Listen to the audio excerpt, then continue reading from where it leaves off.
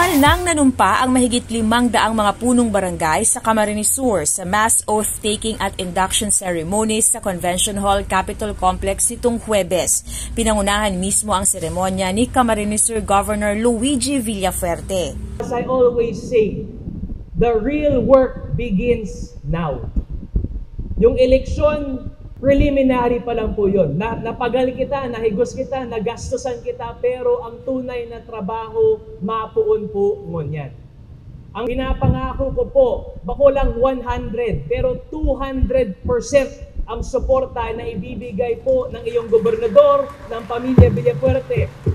Kasama ang mga alkalde at board members na kaisa sa okasyon si Vice Governor Sal Fortuno Jr., 1st District Representative Jory Horibata, 2nd District Representative El Rey Villafuerte at 5th District Representative Mix Villafuerte. Inanunsyo ni Congressman El Rey Villafuerte na magbubukas na ang bagong dialysis center sa bayan ng Sipocot.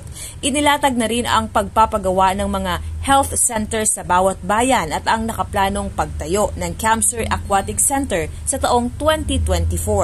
Now is the time for unity. Now is the time for togetherness. Nang sa ganun, bakusan na sa 5th District, hindi bilog na probinsya kang Camarines Sur, tuloy-tuloy, dagos-dagos ang pag-asenso.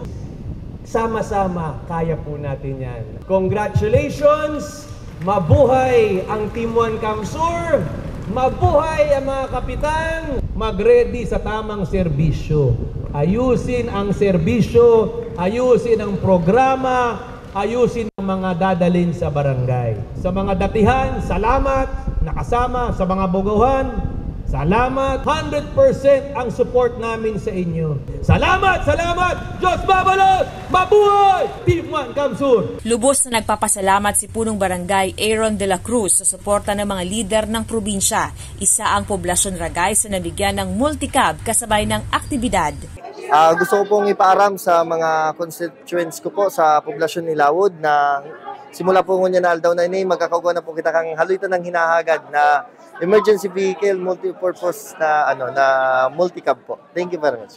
Sa bayan naman ng Bumbon, sisimulan na ni Santo Domingo Punong Barangay Bambam Hayag ang pagbigay ng solusyon sa mga problema ng kanilang lugar. Sa bilog ng pag-iriba sa Bumbon, magtarabangan po kami na mapagayon pa ang serbisyo yan tapos ang eleksyon. Tarabangan din na po ang Bumbon, sila, lalo na sa mga barangay, na magkaigwa kaming magayon na obheto as in mga proyekto sa mga naarabot pang panahon. Total na 9 na po na multicab ang natanggap ng mga bagong halal na punong barangay para sa kani-kanilang lugar kahapon.